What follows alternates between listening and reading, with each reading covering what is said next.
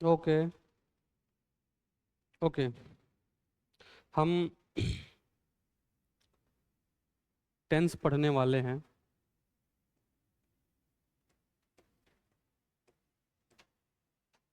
आज का जो टॉपिक है वो टेंस है।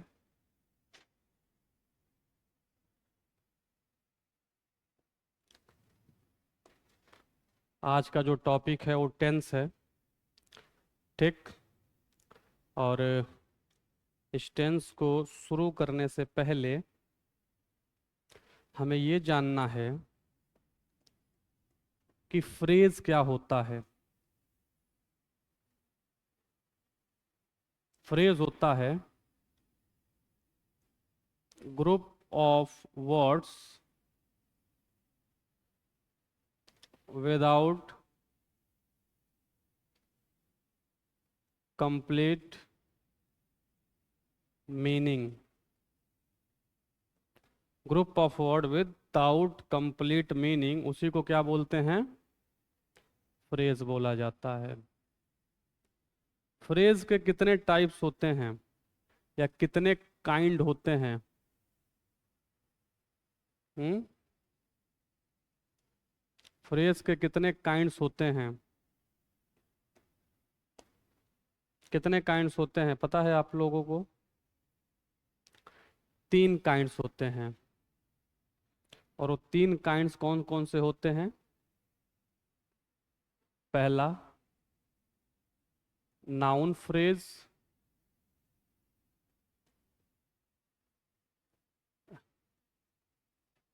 Adjective phrase.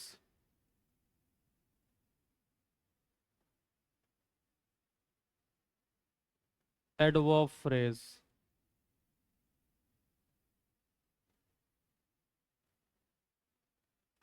Noun phrase, adjective phrase और एडवर्ब फ्रेज, ये होते हैं 3 टाइप के फ्रेजेस जिनका इस्तेमाल होता है सेंटेंस में। इन्हीं फ्रेजेस से इन्हीं फ्रेजेस से हम बना लेते हैं क्या?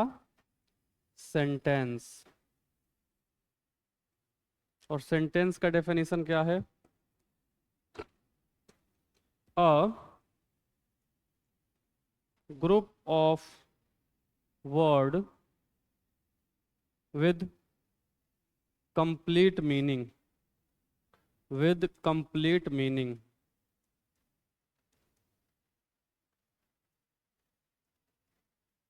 इन्हीं को बोला जाता है क्या? सेंटेंस।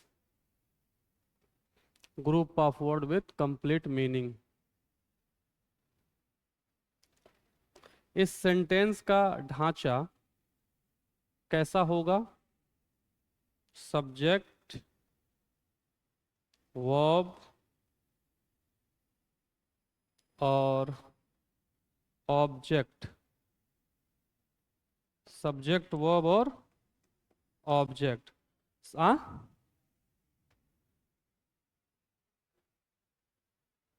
ये है विदाउट और ये है विद। शॉर्टकट में लिख दिया हूं। सब्जेक्ट के जगह पे या तो नाउन या प्रोनाउन या फिर नाउन इक्विवेलेंट देखने को मिलता है। वर्ब के जगह पे या तो हेल्पिंग वर्ब या मेन वर्ब। ऑब्जेक्ट की जगह पे या तो नाउन, प्रोनाउन या एडवर्ब देखने को मिलता है। यही इसका क्या होता है? ढांचा। हम्म। अब इसका एक एग्जाम्पल, इस सेंटेंस का अगर आप एक एग्जाम्पल देखो तो Radha is writing a letter. Radha is writing a letter. Subject, helping verb, main verb, article, object. Subject, helping verb, main verb, article और ऑब्जेक्ट, इस तरह का आपको देखने को मिलता है।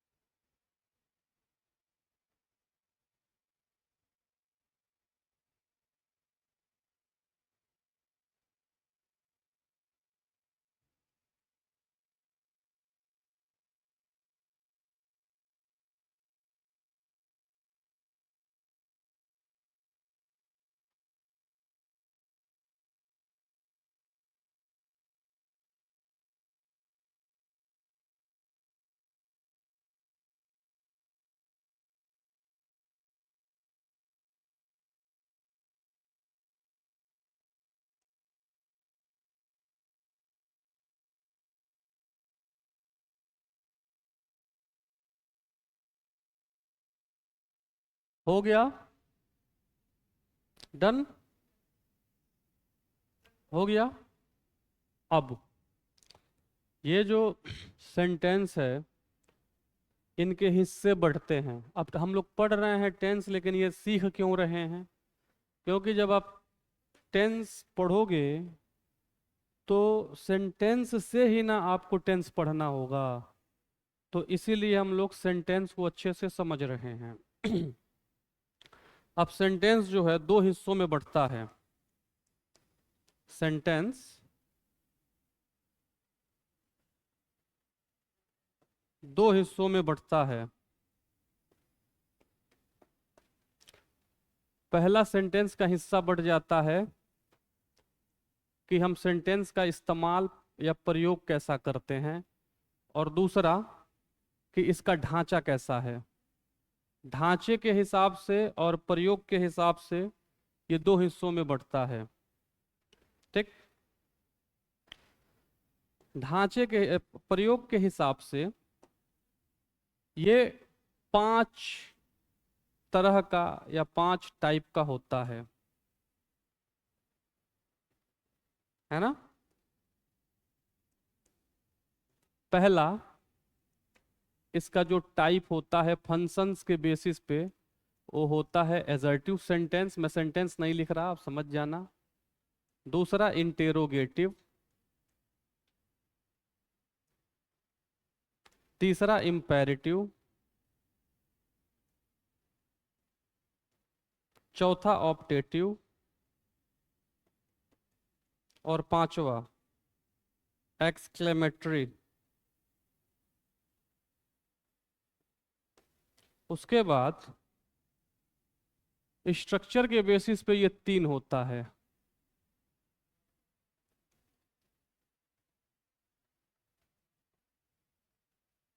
कौन कौन सा? सिंपल,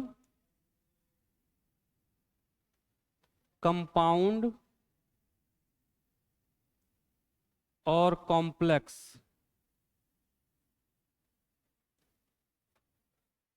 ठीक? ये 3 हिस्सों में बढ़ता है।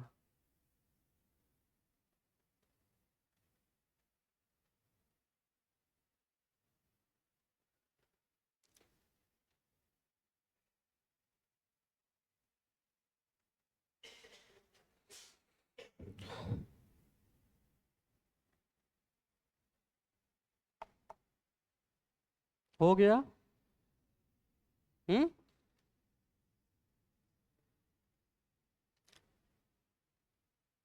अब एक एक को हम पहले फंक्शंस के बेसिस पे, फिर स्ट्रक्चर के बेसिस पे समझ लेते हैं कि ये कैसे काम करता है। पहला, एजर्टिव सेंटेंस, या फिर इसी को ही डिक्लेरेटिव सेंटेंस भी बोला जाता है। Assertive sentence. ओके? ये दो हिस्सों में बढ़ता है। पहला, पॉजिटिव सेंटेंस और निगेटिव सेंटेंस। पॉजिटिव सेंटेंस और निगेटिव सेंटेंस। अब इसमें क्या होता है कि एजर्टिव सेंटेंस या फिर डिक्लेरेटिव सेंटेंस जो है उसको दो हिस्सों में बांटा जाता है। एजर्टिव या डिक्लेरेटिव का काम है बस कोई एक स्टेटमेंट बोल देना, Himanshu is writing a poem. बहुत सिंपल। इसका जो ढांचा आपको देखने को मिलेगा, subject, helping verb, main verb और ऑब्जेक्ट। और इसका एग्जाम्पल है Himanshu is, helping verb, writing main verb, a letter object. बस एक मामूली सा स्टेटमेंट। दूसरा, subject, helping verb, not, main verb और object. Himanshu is not writing a letter. Himanshu is not writing a letter. Okay, इस तरह का क्या होता है, इसका ढांचा होता है। और अक्सर जो आप अंग्रेजी बोलते हो, कौन सी अंग्रेजी बोलते हो, यही एजर्टिव वाला ही आप इस्तेमाल करते हो। अगर आप इंग्लिश बहुत अच्छा बोलना चाहते हो तो आपको इन दोनों पार्ट्स पे कमांड अगर बहुत अच्छा कर लिया अगर आपने, तो आपकी अंग्रेजी बहुत अच्छी हो जाएगी। लेकिन जनरली आप एजर्टिव सेंटेंस का इस्तेमाल करते हो, बहुत आगे बढ़ते हो तो इंटेरोगेटिव तक जाते हो, हैं? उसके बाद आप कहते हो कि मुझे अंग्रेजी बोलना नहीं आता है। तो अगर आपको अंग्रेजी बोलना नहीं आता है तो उसके पीछे का लॉजिक ये है कि आपको सेंटेंस के इन दो टाइप्स और इनके जो टाइप्स हैं उनमें आपको कमांड नहीं है। ओके, अब बारी है इंटेरोगेटिव सेंटेंस की।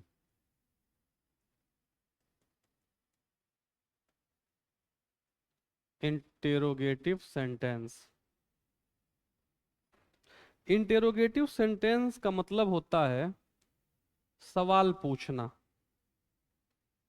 जब कभी भी हम किसी से सवाल पूछते हैं तो जो सवाल पूछा जाता है वो इंटेरोगेटिव सेंटेंस के अंडर हम सवाल पूछते हैं, ठीक। और इंटेरोगेटिव के अंदर सवाल जब कभी भी हम पूछते हैं तो जो सवाल पूछने का तरीका होता है वो दो होता है, ठीक। पहला तरीका जिसे बोला जाता है क्लोज एंडेड, और दूसरा ओपन एंडेड। क्लोज एंडेड और ओपन एंडेड, दो तरह का सवाल होता है, क्लोज एंडेड का और ओपन एंडेड का। अब जब कभी आप किसी से कोई सवाल पूछें और उसका जवाब आया या तो यस का या फिर नो का, उसे क्या बोला जाता है, क्लोज एंडेड, जिनमें आप सिर्फ हाँ या ना का जवाब देते हो। जैसे कि अगर मैं पलक से, खुशबू, मनोज और कृतिका, अगर मैं आप लोगों से पूछूं आपने खाना खाया, आप या तो हाँ बोलोगे या फिर ना बोलोगे, या तो आपका जवाब आएगा यस का या फिर नो का। इसका ये मतलब ये क्लोज एंडेड क्वेश्चन है। और दूसरा होता है ओपन एंडेड का, जिसमें आप चीजों को क्या करते हो, एक्सप्लेन, जिसमें आप चीजों को एक्सप्लेन करते हो, बढ़ चढ़ के बात अपनी रखते हो, उसे कहते हैं ओपन एंडेड, जिनमें आप एक्सप्लेन करते हो, ठीक। अब इसमें क्या होता है, क्लोज एंड में जो सेंटेंस का स्ट्रक्चर होता है, ढांचा होता है, वो हेल्पिंग वर्ब से शुरू होता है। Helping verb, subject, main verb और ऑब्जेक्ट, उसके बाद क्वेश्चन मार्क। एग्जाम्पल के तौर पे, do you love your subject, क्या तुम्हें अपने विषय से प्यार है, तो जवाब आएगा यस या फिर नो, यही जवाब आएगा। इसे कहते हैं क्लोज एंड का क्वेश्चन। दूसरा है, जब आप एक्सप्लेन करना चाहो तो सवाल शुरू होगा क्वेश्चन वर्ड से। क्यू डब्ल्यू का क्या मतलब हुआ, क्वेश्चन वर्ड। उसके बाद helping verb, subject, main verb और ऑब्जेक्ट, देन क्वेश्चन मार्क। इसे बोलते हैं ओपन एंड का क्वेश्चन। और एग्जाम्पल के तौर पे अगर आप इसका एग्जाम्पल देखोगे तो व्हाट क्वेश्चन वर्ड है, व्हाट, वेयर, व्हेन, हाउ, विच वगैरह, ये क्वेश्चन वर्ड। हेल्पिंग वर्ब में व्हाट इज, सब्जेक्ट में Himanshu, what is Himanshu, main verb में डू में आईएनजी लगा दिया, what is Himanshu doing here. Himanshu यहाँ क्या कर रहा है, तो संतन बताएंगे सर हिमांशु यहाँ अंग्रेजी पढ़ने आते हैं और पढ़ के नहीं जाते हैं। तो इस तरीके से ये चीजें होंगी, इसे लिखिए फिर आगे बढ़ा जाए।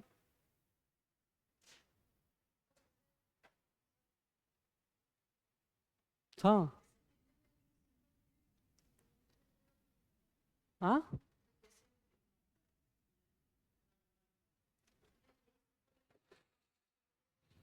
उसमें ऐसे, जब आप एस्से लिखते हो तो क्या सर हम एस्से में सिंपल इंग्लिश लिख के काम चला ले सकते हैं, जैसे ये वाली, उसमें नंबर नहीं मिलता है। देखो जब आप बात बनाते हो कभी कभी क्या होता है, कोई एस्से अगर आप लिख रहे हो तो एस्से को क्वेश्चन से ही शुरू करो और उसी क्वेश्चन का आप जवाब देते शुरू करो।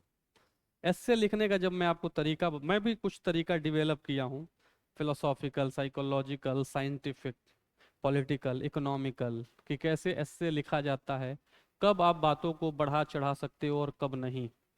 ठीक। तो सबसे ज़रूरी ये है कि ये कमांड होना चाहिए कि हेल्पिंग हो, आपको ये पता हो कि इज का इस्तेमाल सिंगुलर के साथ होता है कि प्लूरल के साथ। इतना तो बेसिक बेसिक जानोगे तभी तो बात आगे मैं बता पाऊंगा, है ना। उसके बाद जो अगला है वो है क्या, imperative sentence.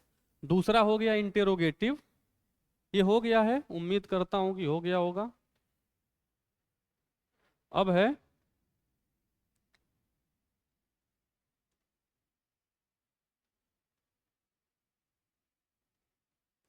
imperative sentence.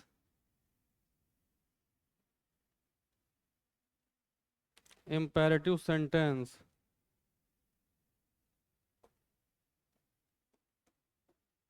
imperative sentence में क्या होता है कि इसमें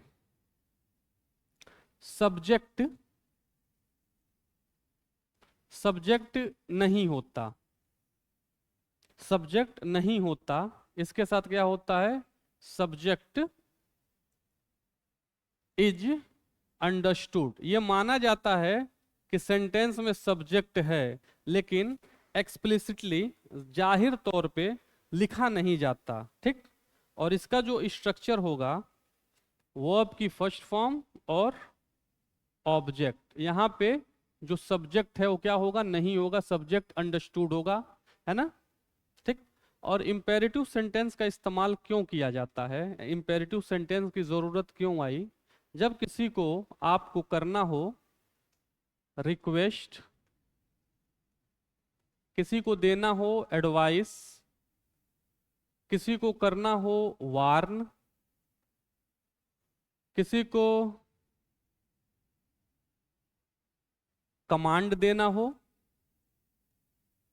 किसी को ऑर्डर देना हो, या किसी को किसी काम के लिए प्रोहिबिट करना हो, मना करना हो, तब हम किसका इस्तेमाल करते हैं, इम्पेरेटिव सेंटेंस का।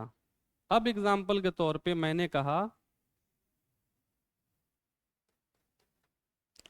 सिट डाउन, अंदर आओ, मैंने यहाँ पे यू नहीं लिखा, यू सिट डाउन, तुम बैठो, ये मिसिंग है नहीं, लेकिन ये माना जाता है कि यहाँ पे सब्जेक्ट होगा, किसी ना किसी से तो बोला जाएगा सिट डाउन।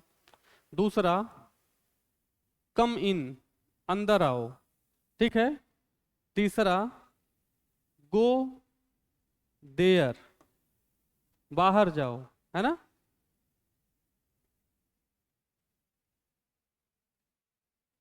तो इसे बोला जाता है इंपेरेटिव सेंटेंस, लिखिए इसे।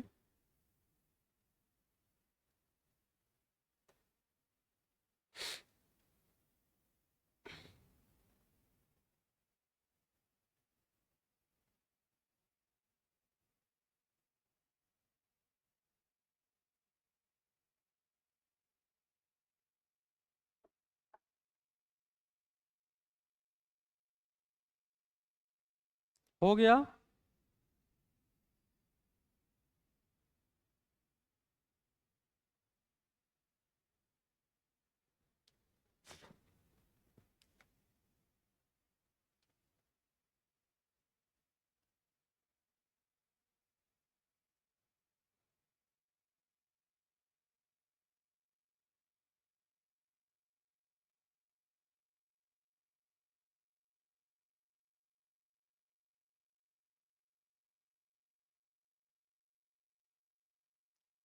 हो गया।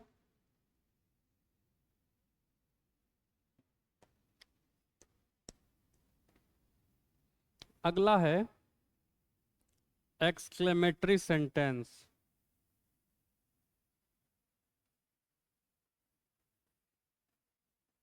एक्सक्लेमेटरी सेंटेंस का इस्तेमाल किया जाता है टू एक्सप्रेस स्ट्रॉन्ग फीलिंग और इमोशंस। इनका इस्तेमाल किया जाता है एक्सप्लेन करने के लिए, एक्सप्रेस करने के लिए बहुत ही मजबूत फीलिंग और क्या, एक्सप्रेशन। और आपको एक्सक्लेमेटरी सेंटेंस के बाद एक्सक्लेमेशन साइन देखने को मिलता है ऐसे, है ना।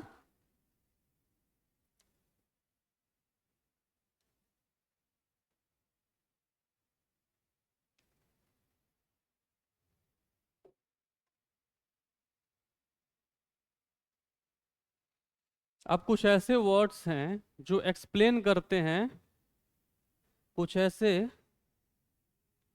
कुछ ऐसे वर्ड्स हैं जो एक्सप्लेन करते हैं एक्सक्लेमेटरी सेंटेंस को, जैसे वाओ, हुर्रा, यप। हाँ, जब खुशी होती है हिप हिप हुर्रा या हिप हिप हुर्रे, ठीक। उसके बाद यू, लड़कियां बोलती हैं यू। उसके बाद यक। ये कुछ ऐसे वर्ड्स हैं जिनका इस्तेमाल किसमें किया जाता है, एक्सक्लेमेटरी सेंटेंस में फीलिंग दिखाने के लिए, है ना। कई लोग इसमें बोलते हैं नो वे, नहीं एकदम चेहरा बना लेंगे अजीब सा, नो वे, ऐसे लोग नहीं बोलते हैं। तो इसी को क्या बोला जाता है, एक्सक्लेमेटरी सेंटेंस। एक और वर्ड है रियली। कोई बात आपने सुना और कहा रियली, आपने एकदम सरप्राइज वाला फीलिंग कर दिया। एक और वर्ड है ब्राउ, ब्राउ, हाँ, हाय। ये सडन फीलिंग थोड़ी है, ये सडन फीलिंग नहीं है। हम्म, अलास है, लेकिन अलास आजकल इस्तेमाल लोग नहीं कर रहे हैं। अलास का जमाना चला गया है, आजकल लोग यप यू यक का इस्तेमाल कर रहे हैं। Wow, we have won the match. Wow, we have won the match. लिखिए, जल्दी लिखिए, अभी बहुत कुछ पढ़ना है।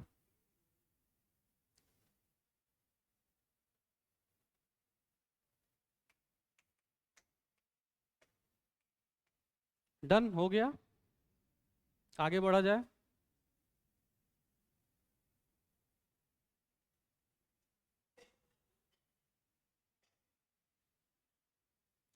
हो गया।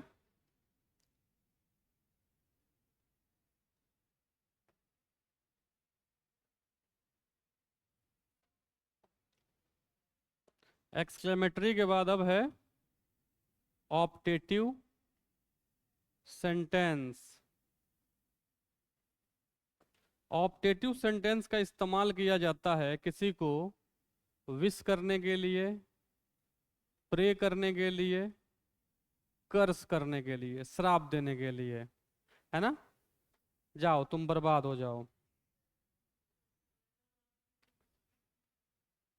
ब्लेस भी करने के लिए, अगर हम किसी को कर्स कर रहे हैं तो हम उसे ब्लेस भी करेंगे, ठीक।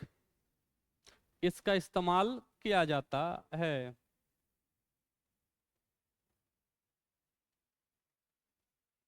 और इसका जो स्ट्रक्चर होता है, मे के साथ शुरू होता है, मे, उसके बाद सब्जेक्ट, उसके बाद वर्ब की first form and then object. और इसका एग्जाम्पल है मे गॉड ब्लेस यू, या फिर may God fulfil fulfil fulfil your dream. Fulfil की स्पेलिंग क्या होगी? FULL होगा पक्का। फुलफिल की स्पेलिंग क्या होगी? FI। फुलफिल की स्पेलिंग क्या होगी? अरे दादा, अब हम पूछेंगे आप सबसे, फुलफिल की स्पेलिंग बताओ। ऑप्टेटिव का इस्तेमाल विश, प्रे, कर्स, ब्लेस करने के लिए किया जाता है। इसका जो स्ट्रक्चर होता है, मे से सब्जेक्ट वर्ब की फर्स्ट फॉर्म और object, may God bless you, may God fulfil your dream. दूसरे सेंटेंस में, हाँ चेक कर लो, जो दूसरा सेंटेंस है उस दूसरे सेंटेंस में किसी के लिए विश किया जा रहा है, इच्छा जाहिर करी जा रही है, ब्लेस किया जा रहा है। हो गया, लिख लीजिए इसे।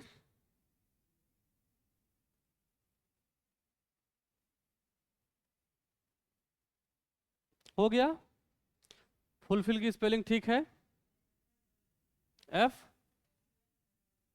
FILL, पक्का श्योर हो? ऑक्सफोर्ड डिक्शनरी बोल रही है। अमन इनकी बात से एग्री कर रहे हो? यहाँ 2L होगा, होगा, हाँ होगा। डन। तो हमने आपको क्या पढ़ाया? मैंने पढ़ाया कि टेंस है ये।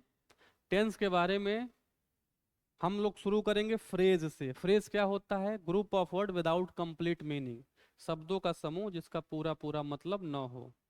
इसका जो प्रकार होता है, noun phrase, adjective phrase, adverb phrase, 3 तरह का फ्रेज काम करता है। इसी फ्रेज से हम सेंटेंस बना लेते हैं। और सेंटेंस का डेफिनेशन होता है group of word with complete meaning. दिखा रहा हूं। सब्जेक्ट और सेंटेंस का जो ढांचा होता है, सब्जेक्ट, वर्ब और ऑब्जेक्ट। सब्जेक्ट के जगह पे या तो नाउन देखने को मिलेगा, या नाउन इक्विवेलेंट या प्रोनाउन। वर्ब के जगह पे या तो हेल्पिंग वर्ब या फिर मेन वर्ब। ऑब्जेक्ट के जगह पे नाउन, प्रोनाउन या फिर एडवर्ब देखने को मिलता है। देन सेंटेंस के 2 काइंड होते हैं। पहला फंक्शंस के बेसिस पे एक इसका प्रकार होता है, और दूसरा स्ट्रक्चर यानी ढांचा के बेसिस पे या आधार पे इसका टाइप होता है।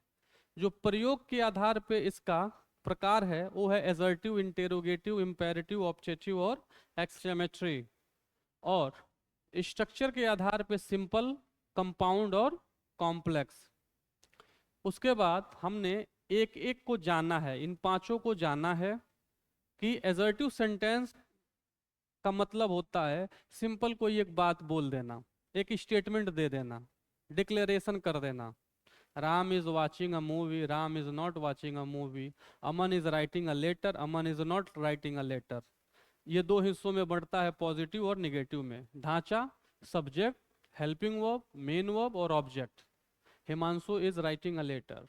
निगेटिव में subject, helping verb, not, main verb और ऑब्जेक्ट। और उसका एक एग्जाम्पल। देन इंटेरोगेटिव सेंटेंस, जब हमको सवाल पूछना होता है तो हम इंटेरोगेटिव सेंटेंस का इस्तेमाल करते हैं। और सवाल पूछने के लास्ट में एक साइन होता है क्वेश्चन मार्क का। ये क्लोज एंडेड और ओपन एंडेड का क्वेश्चन होता है। क्लोज एंड में जवाब आता है या तो हाँ का या फिर ना का। जब आपको सिर्फ हाँ या ना का जवाब लेना होता है तब आप क्लोज एंड का क्वेश्चन बना के पूछते हो। और वो शुरू होता है किससे? हेल्पिंग वर्ब से। Do you love your subject, तो आपका जवाब या तो हाँ आएगा या फिर ना आएगा। अब आपको ये जानना है कि आप क्यों उसे प्यार करते हो, तो आप कहोगे why do you love your subject, तो बताएगा कि वगैरह वगैरह। उसको हम लोग पूछते हैं किसमें? ओपन एंड में। ओके। तो सवाल पूछा जाता है 2 तरीकों से। एक तरीका में सिर्फ हाँ या ना का जवाब आता है, और दूसरे में आदमी एक्सप्लेन करता है। फिर हम लोगों ने देखा इंपेरेटिव सेंटेंस। इंपेरेटिव सेंटेंस जो होता है इसमें सब्जेक्ट लिखा नहीं जाता है, लेकिन सब्जेक्ट अंडरस्टूड होता है कि सेंटेंस में सब्जेक्ट है। और इंपेरेटिव सेंटेंस का इस्तेमाल तब किया जाता है जब किसी से आपको रिक्वेस्ट करना हो, एडवाइस देनी हो, वार्निंग देनी हो, कमांड देना हो, ऑर्डर देना हो, या फिर प्रोहिबिट करना हो। ओके, इसका एग्जांपल है सिट डाउन। अगर मैंने कहा सिट डाउन, लेकिन मैंने ये नहीं कहा यू सिट डाउन, मैंने कहा सिट डाउन, तो आप समझोगे कि सब्जेक्ट है, करता है, जो काम ये करेगा, बैठने का जो काम करेगा इसमें है, अंडरस्टूड है। उसके बाद कम इन, अंदर आओ, गो देयर, वहां जाओ, है ना। तो ये सारी चीजें क्या हैं, आती हैं इंपेरेटिव सेंटेंस के अंदर। उसके बाद एक्सक्लेमेटरी सेंटेंस। एक्सक्लेमेटरी सेंटेंस में क्या होता है कि जब आपको एक्सक्लेमेशन, जब आपको एक्सप्रेस करना हो सडन स्ट्रॉन्ग फीलिंग, बहुत ही जबरदस्त फीलिंग, अचानक से सरप्राइज हो जाना हो, तब आप इसका इस्तेमाल करते हो। और इसका साइन ये है, खड़ी पाई और उसके नीचे एक डॉट। इसमें कुछ वर्ड्स होते हैं जो एक्सप्रेस करते हैं सडन फीलिंग को, वाओ, यू, यक, यप, हुर्रा, रेली, ब्राओ। एक और वर्ड है, आप इसमें वाट भी ऐड कर सकते हो। जब कोई कहा कि अरे सुना, वो तो फेल हो गया, तो आपको व्हाट ऐसे मुंह बना दोगे, तो वाट से भी आप इसको आप एक्सप्रेस कर सकते हो। फिर उसके बाद हमने पढ़ा ऑप्टेटिव सेंटेंस के बारे में। ऑप्टेटिव सेंटेंस में क्या होता है कि जब आपको किसी के लिए विश करना हो, प्रे करना हो, कर्स करना हो, ब्लेस करना हो, तब हम इसका इस्तेमाल करते हैं। और इसका जो ढांचा होता है, में, सब्जेक्ट वर्ब का फर्स्ट फॉर्म और ऑब्जेक्ट। दो हमने एग्जाम्पल लिखा, मे गॉड ब्लेस यू और दूसरा may God fulfil your dream. तो हमने ये वाला फंक्शन वाला कंप्लीट कर लिया। अब बारी किसकी है, स्ट्रक्चर के आधार पे, कि स्ट्रक्चर के आधार पे ये किस तरीके से काम करेगा।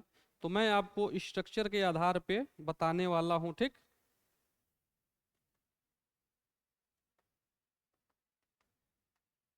ठीक,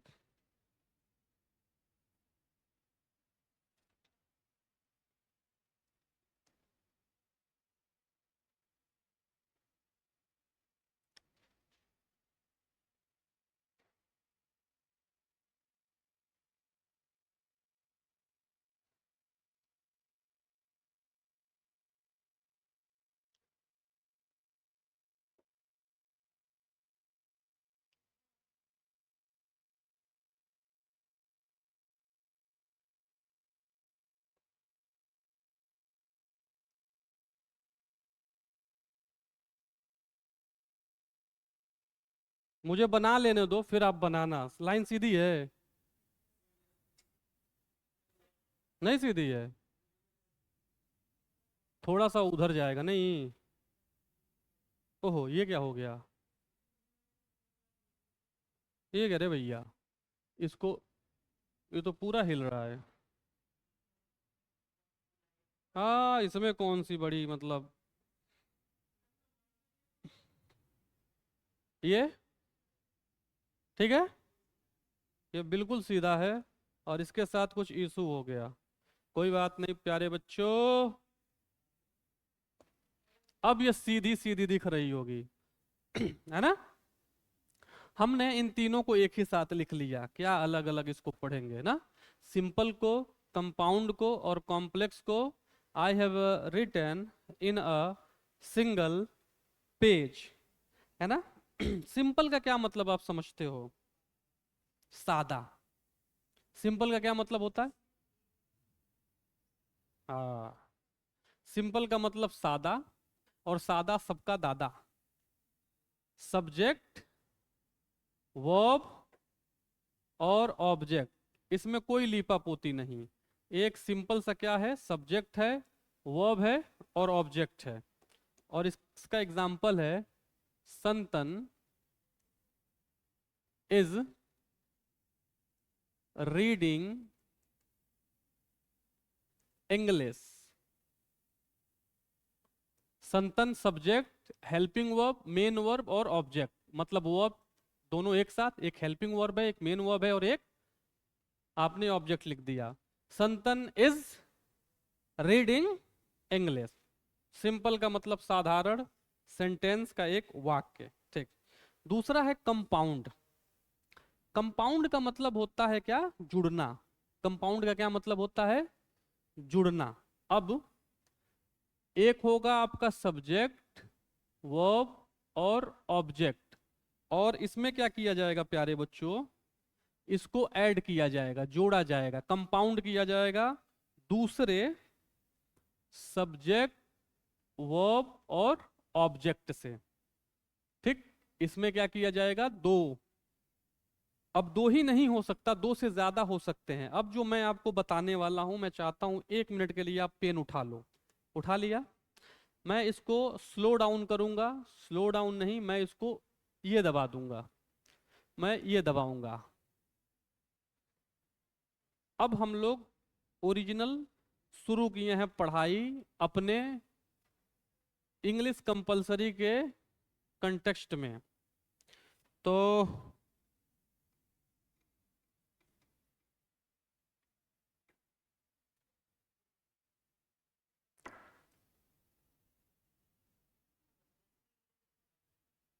इसकी ओकैब कठिन होती है, अंग्रेजी आसान है इसकी, इसकी ओकैब कठिन है। अब ये Karnataka government report blames RCB DNA network and KSCA for stampede outside Chinnaswamy stadium. अब ये रिपोर्ट आई है और रिपोर्ट में ये कहा गया है कि आरसीबी ही रेस्पॉन्सिबल है जो स्टैम्पीड मतलब भगदड़ हुई थी चिन्ना स्वामी के स्टेडियम के आउटसाइड मतलब बाहर। जब आप इसे पढ़ोगे तो आपको समझ में आएगा मास्टर साहब, यहाँ पे जैसा अभी थोड़ी देर पहले आपने बताया सिंपल सेंटेंस के कंटेक्स्ट में, यहाँ पे खुल जा सिम सिम, कहाँ है? यहाँ है। यहाँ पे सब्जेक्ट, वर्ब और ऑब्जेक्ट थोड़ी है। यहाँ पे Karnataka government report blames RCB DNA network and KCA for stampede outside Chinnaswamy stadium. इतने सारे वर्ड्स हैं, कौन सा इसमें? तो सिर्फ सिंपल सेंटेंस तो ये नहीं लग रहा है। ये क्या नहीं लग रहा है? सिंपल नहीं लग रहा है, इसको इतना लंबा बनाया गया है।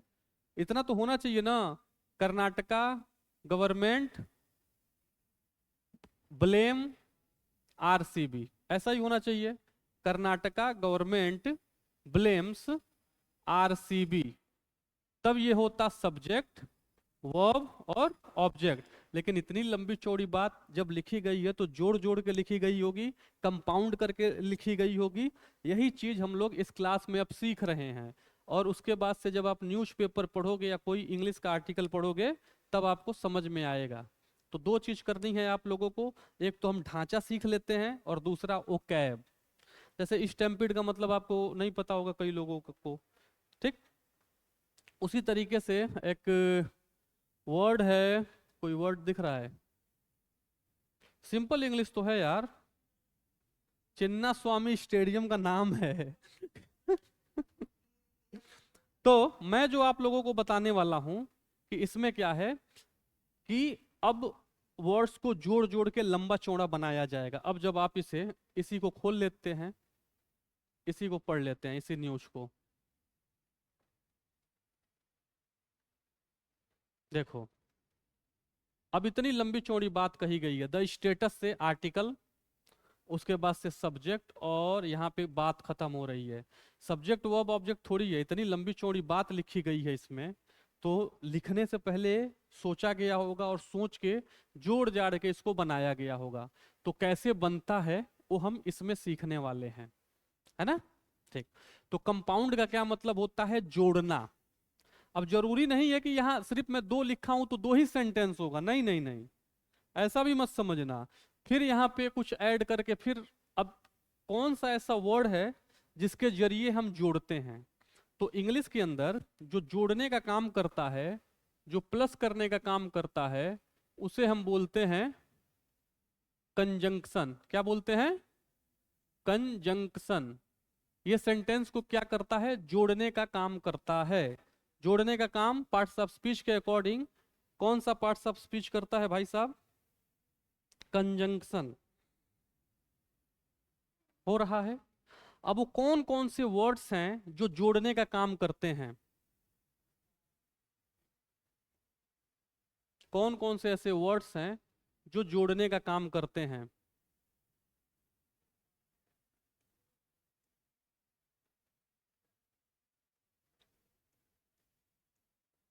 वो वर्ड्स हैं and, so, before, therefore. And, so, before, therefore. कौन कौन से वर्ड्स हैं? एंड, सो, बिफोर, देयरफॉर, और कुछ और वर्ड्स हो सकते हैं। कॉमा के कंटेक्स्ट में तो बहुत सी चीजें मैं पढ़ा दिया हूं। और एक और है और। And, so, before, therefore and और। इनसे हम क्या करते हैं? चीजों को जोड़ते हैं। ओके। अब इसमें मैं एक चीज नहीं लिखा हूं, जगह ही नहीं है यार। इसको मैं क्या करूं?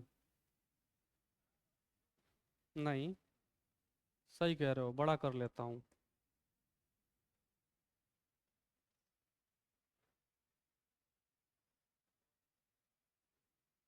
बड़ा हो गया यार। और बिकॉज। बिकॉज, ठीक। ये ऐसे वर्ड्स हैं जिनके जरिए हम क्या करते हैं? सेंटेंस को जोड़ते हैं। अब एक मैं सेंटेंस लिख रहा हूं। Santan came to me because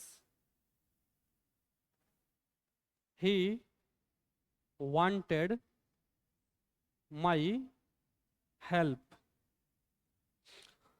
मैंने एक सेंटेंस लिखा, Santan came to me because he wanted my help.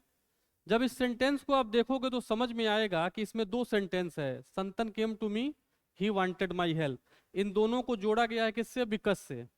अब इसमें एक अच्छी बात है जो अभी आपको समझ में आएगी, और वो बात यह है, दो सेंटेंस है और दोनों सेंटेंस को अगर अलग अलग पढ़ोगे तो अपने आप में पूरा पूरा मतलब कैरी करेगा। अगर मैं नीचे का दोनों छिपा के ऊपर का पढ़ूं, संतन केम टू मी, तो इसका पूरा मतलब निकल रहा है कि संतन केम टू मी, हाँ संतन आपके पास आया। ऊपर वाला छिपा लूं, ही वांटेड माई हेल्प, वह मेरी मदद चाहता था, तभी भी आपको समझ में आएगा कि हाँ इस सेंटेंस का पूरा पूरा मतलब निकल रहा है। तो कंपाउंड सेंटेंस में एक चीज आपको समझ में आएगा कि ये जो दो सेंटेंस हैं, दोनों सेंटेंस अपने आप में जो मीनिंग है इंडिपेंडेंट कैरी करते हैं। इंडिपेंडेंट, इंडिपेंडेंट, ठीक।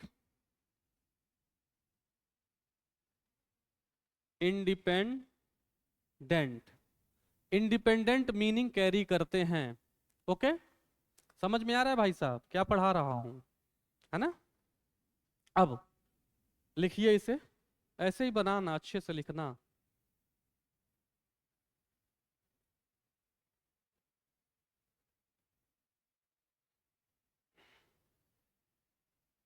हो गया? हंस रहे हो तुम?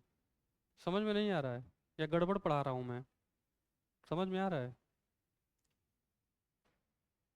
कुछ नहीं समझ में आएगा तो बता देना दोस्त। अब कॉम्प्लेक्स में क्या होगा? सेंटेंस, सब्जेक्ट, वर्ब और ऑब्जेक्ट, और इसे भी क्या किया जाएगा? जोड़ा जाएगा दूसरे सब्जेक्ट, वर्ब और ऑब्जेक्ट से। ऐसा ही होगा, ठीक। ऐसा ही होगा, कंजक्ट किया जाएगा। अब वो कौन कौन से वर्ड्स हैं जिनके जरिए, यहाँ पे तो and, so, before, there, for, और बिकॉज है। यहाँ पे वो कौन कौन से वर्ड्स हैं जिनके जरिए हम क्या करते हैं? जोड़ने का काम करते हैं।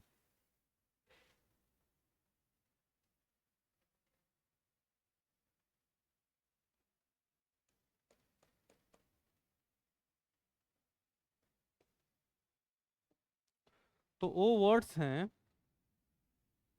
पहला है हु, whom, which, वेयर, साथ साथ लिखते रहिएगा,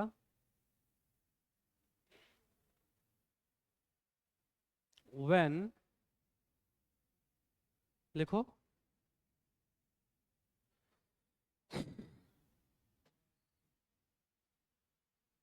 एज, वाइल और बिफोर, ये वर्ड्स हैं जिनके जरिए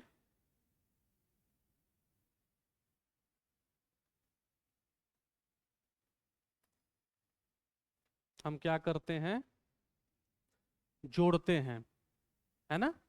अब इसमें और इसमें दो अंतर आपको दिखेगा। एक तो वो जो वर्ड्स हैं जो जोड़ने का काम कर रहे हैं, और दूसरा मीनिंग में। इसमें मैं एक सेंटेंस लिखता हूं, आई हैव अ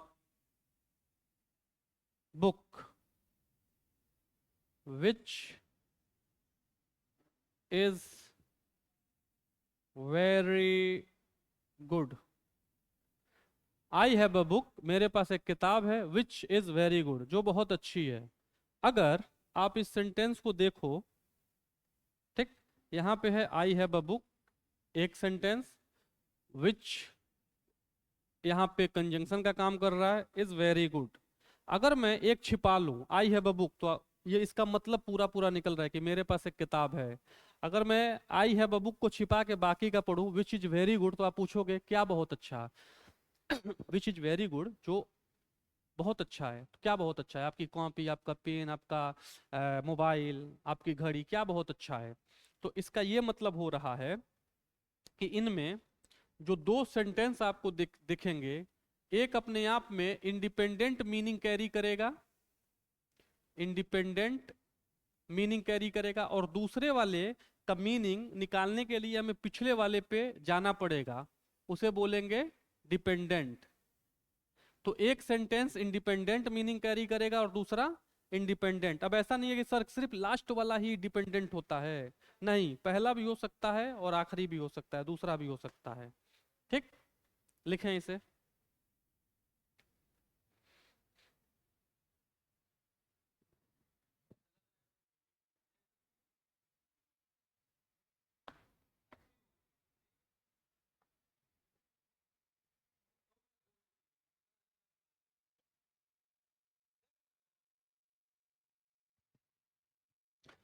तो समझ में आया, किसी दोस्त, भाई, बंधु को दिक्कत, परेशानी, तो हमसे पूछ सकता है। हाँ भैया पूछो। साइड हो जाऊं? हाँ, साइड हो जाता हूं। लिखो, तो मैं कुछ सेंटेंस लिखूं आपके सामने।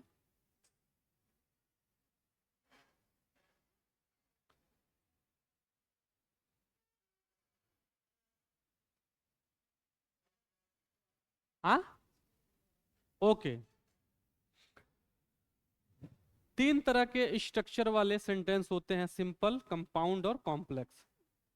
अब कंपाउंड में क्या होगा, दो सेंटेंस को जोड़ना होगा, कॉम्प्लेक्स में भी दो को जोड़ना होगा, सिंपल में सिर्फ एक ही सेंटेंस होगा, सब्जेक्ट, वर्ब और ऑब्जेक्ट, उसमें तो कोई दिक्कत नहीं है। इनमें दो होंगे और जोड़ना होगा। जोड़ने का काम कंजंक्शन करता है। कंजंक्शन कुछ ऐसे वर्ड्स होते हैं जिनका काम होता है दो सेंटेंस को जोड़ना। इधर and, so, before, there for और बिकॉज, ये भी कंजंक्शन है। Who, whom, which, where, when, as, while, before, ये भी क्या है, जोड़ने का काम करते हैं। मतलब दोनों सेम ही हैं, लेकिन कुछ का इस्तेमाल इधर होता है और कुछ का इस्तेमाल इधर होता है। अब जब क्या है कि दो सेंटेंस है, जब दो को जोड़ रहे हो, तो जोड़ने के बाद जब उसे पढ़ोगे, जब उसका मीनिंग देखोगे, तो मीनिंग डिसाइड करेगा क्या, कि वो अपने आप में जो मतलब निकाल रहा है, क्या पूरा पूरा मतलब निकाल रहा है। अब इस सेंटेंस को पढ़ो, संतन वाला। मैं क्या करता हूं कि मैं आपके सामने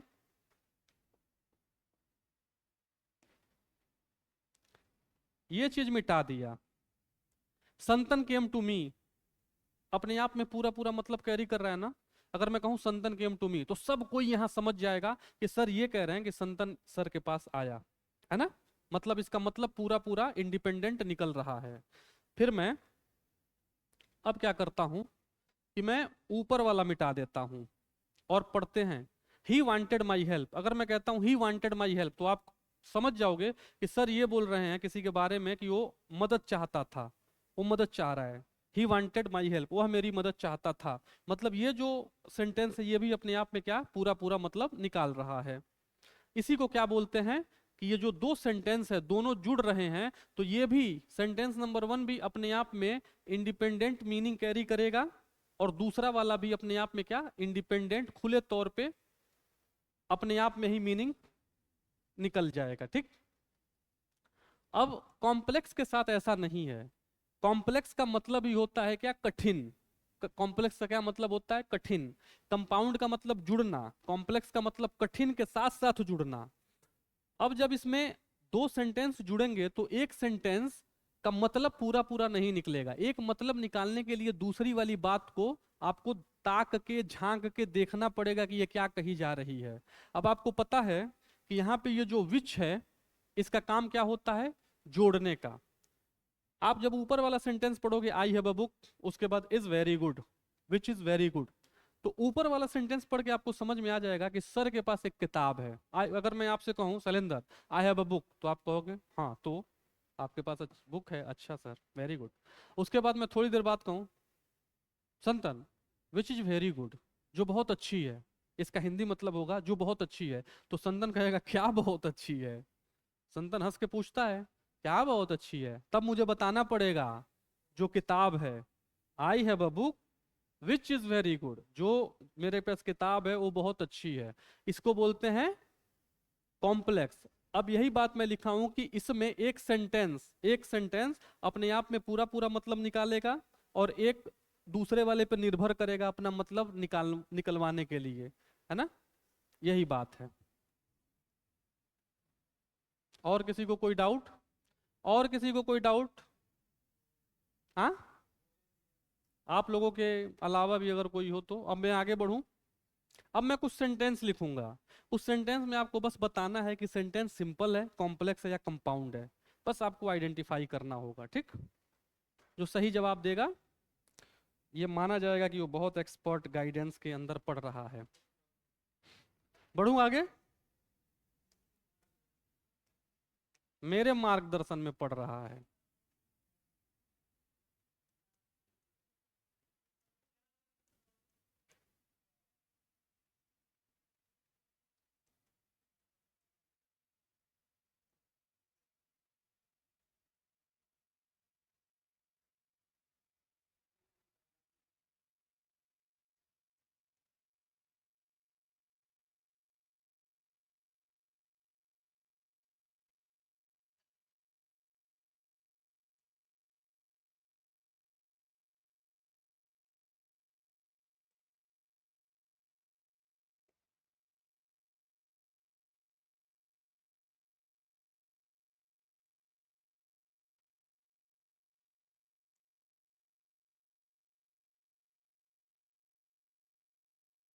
क्या भैया?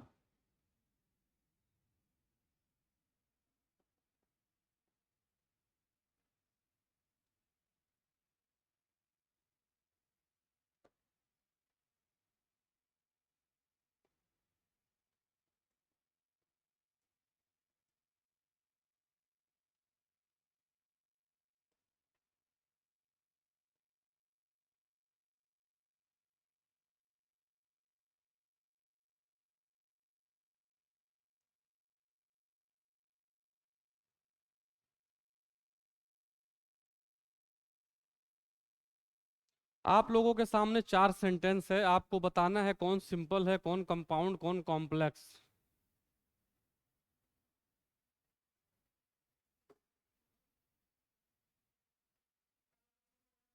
बारकोड रीडर है तुम्हारे मोबाइल में? बारकोड रीडर है तुम्हारे में? मैं जो डाउनलोड करवाया था। हो गया? डन? ओके। पहला सेंटेंस जब आप देखोगे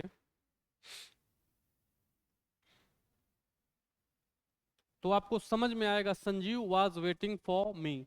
संजीव मेरा इंतजार कर रहा था। एक सिंपल सेंटेंस है। ठीक। सिर्फ एक ही सेंटेंस है, संजीव है, Sanjeev subject, was verb, waiting main verb, preposition और इसका ऑब्जेक्ट, सिंपल सेंटेंस। दूसरा श्रेया सब्जेक्ट, वर्ब, कंजंक्शन, ठीक, her brother met her, Shreya came, Shreya आई और उसका भाई उससे मिला, दो सेंटेंस है, श्रेया आई उसका भाई उससे मिला, और से इसको क्या किया जा रहा है, जोड़ा जा रहा है, तो ये क्या है, कंपाउंड सेंटेंस। और ऊपर वाला क्या है, simple sentence, simple sentence. Sentence number 3 लिखा है, she met the old man, वह बूढ़े आदमी से मिली, हु वॉज अ डॉक्टर, जो डॉक्टर था। अगर आप इसे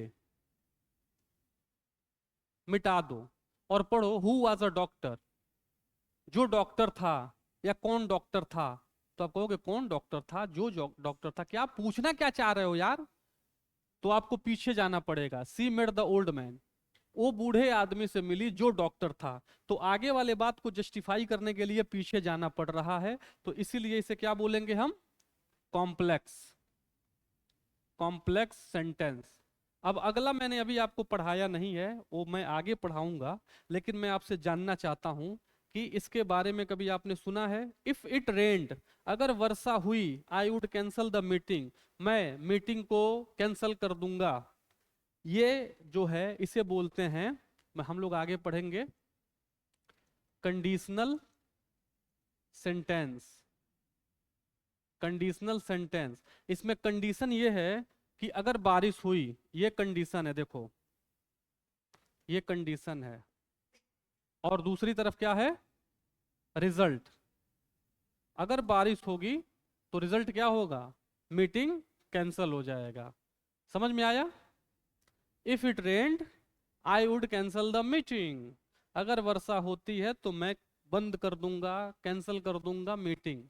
तो हम लोगों ने आज सेंटेंस का जो दो टाइप है उसको पढ़ के हम लोगों ने क्या कर दिया, द एंड। अब हम लोग टेंस पढ़ना शुरू करेंगे, टेंस।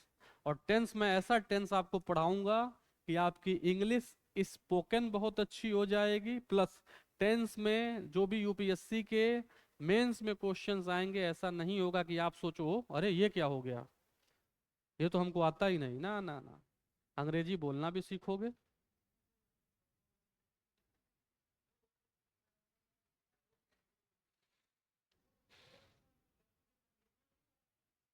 हाँ, कंडीशन जैसे भाई साहब ने पूछा, हालांकि मैंने इसे पढ़ाया नहीं, कंडीशन जब आप दिखाओगे तो कंडीशन दिखाने का सिर्फ दो टेंस होता है, या तो प्रेजेंट में या फिर पास्ट में। कंडीशन आप दिखाओगे, कंडीशन या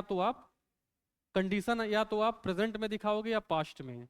रिजल्ट के साथ, रिजल्ट अगर प्रेजेंट का होगा तो कुछ और इसका स्ट्रक्चर होगा, पास्ट का होगा तो हैव, कुड, उड, इनके साथ कुछ इशू है, इसको एक लाइन में अगर आप बोलो तो मैं इसको अभी बताऊंगा तो कंट्राडिक्ट हो जाएगा, लेकिन पास्ट के साथ कुछ और प्रेजेंट के साथ कुछ और हेल्पिंग वर्ब होगी, वो हम आगे देखेंगे, क्योंकि एक दूसरे से ये रिलेट करेगा। अभी एक अगर मैं बोलूं हाँ, तो दूसरे जगह नहीं होगा, इसका नाम ही एक कंडीशनल सेंटेंस। हाँ, जैसे उड का प्रयोग आपको दिखेगा मोडाल में, मॉडल ऑक्सिलरी में, मूड बताने के लिए, इंटेंशन ऑफ द स्पीकर, ठीक, तो मूड बताने के लिए भी, अब मूड क्या है, कंडीशन ही तो है। जैसे मैं कहूं मैं आज रात को फिल्म देखूंगा, आज रात हो गई, नहीं हुई, मैं फिल्म देख चुका, नहीं देखा, ये मेरे मूड के ऊपर है, अब रात होगी तो हो सकता है मैं फिल्म देखूं नहीं भी देखूं। तो अंग्रेजी में इसे कंडीशनल सेंटेंस बोलते हैं, क्या बोलते हैं बड़े भाई, कंडीशनल सेंटेंसेस, है ना। तो ये कंडीशन है और उसका रिजल्ट ये है। तो आई होप कि सारे लोगों को ये बात समझ में आई। तो टेंस को हम लोग शुरू किया जाए, ये समझ में आया सबको, ठीक। अब मैं आपको टेंस के बारे में कुछ बताऊंगा, अगर आप बोर नहीं हुए तो, बोर नहीं ना हुए, ओके, लिख लिए हो ये। ठीक, आगे बढ़ा जाए।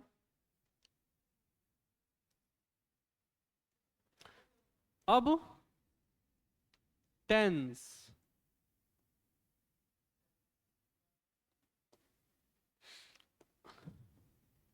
टेंस मैं शुरू करूं उससे पहले मैं आपसे दो बात पूछना चाहता हूं।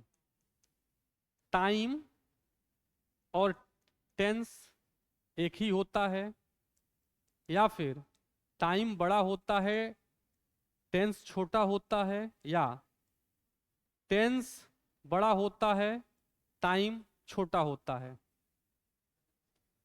दो चीज मैं आपसे, मतलब तीन चीजें मैं आप लोगों से जानना चाहता हूं। टाइम और टेंस दोनों एक ही चीज है? नहीं। टाइम बड़ा होता है सर, टेंस छोटा होता है, या फिर नहीं सर, टेंस बड़ा होता है टाइम छोटा होता है? अंग्रेजी में कुछ बोले हो, हम सुन नहीं पाए हैं। I miss your word. Could you please, I beg your pardon, I would like to listen that particular sentence in a very cautious way. Tense is, so the beautiful quote given by Mr. Himanshu Bade Bhai, he is telling that the dimension of tense is wider with respect to time. This is the answer, but the answer is wrong. Yes, संतन ने बोल दिया, हो गया। संतन भाई, यही है संतन भाई। डिचक्यों कर दिया, सब कहानी खत्म। ओहो हो, ये तो गड़बड़ हो गया। मैं बताता हूं टाइम और टेंस को लेके, ठीक? तो हम इसको रखेंगे यहां, और मैं उठाऊंगा माइंड मैप की जगह पे एक शेप, और मैं एक खींचूंगा प्यारा सा लाइन। सीधी है? ठीक है, ठीक है। हल्का सा नीचे करना था ना? संतन ने बोल दिया, हो गया। क्यों संतन, आपने बोल दिया, हो गया। आप जब इसे ध्यान से देखेंगे तो ये एक तीर है।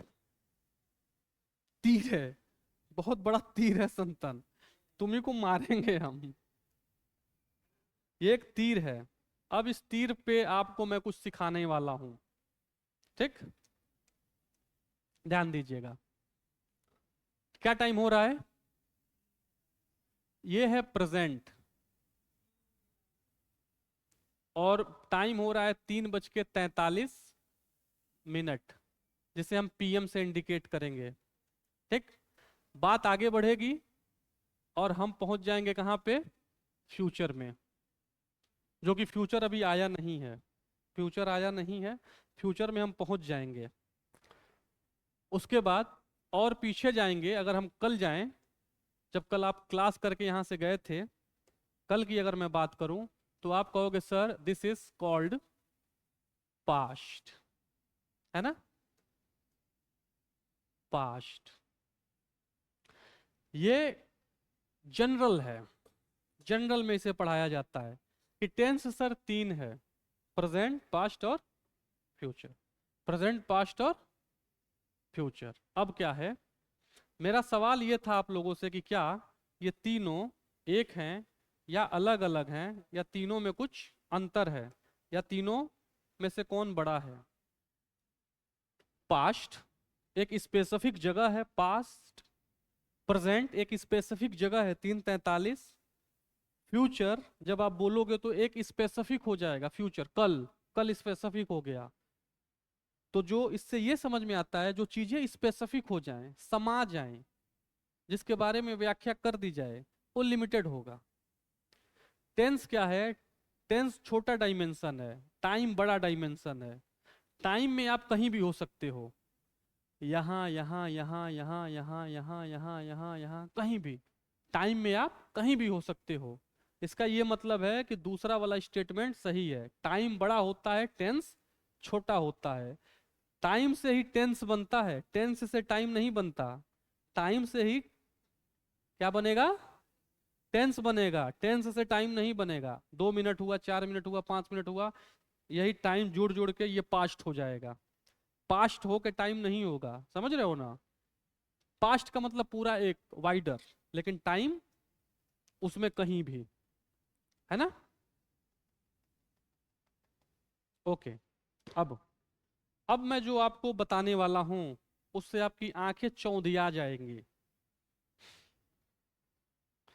With respect to tense, why some people able to speak fluent English, not because they are study in English medium school.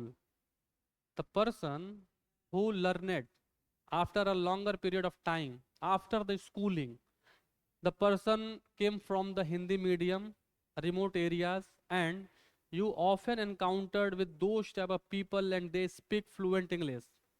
And I am not exception. मैं भी वही हूँ।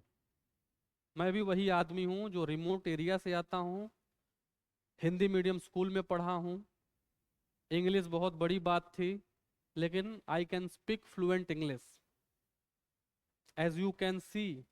और मैं आपको पढ़ा भी रहा हूँ। I have learned one thing with respect to two thing. First one is tense and the second one the use of vocabulary. The use of vocabulary. I have worked on these two things. By this, you will be able to speak fluent English. You will be able to read and write. Okay? Now, actually the time is up. अब यहीं से मैं कल आप लोगों की class शुरू करूंगा, ठीक है ना। हम लोग कल यहीं से अपनी क्लास शुरू करेंगे। तब तक के लिए thank you very much. Have a nice day. Bye bye.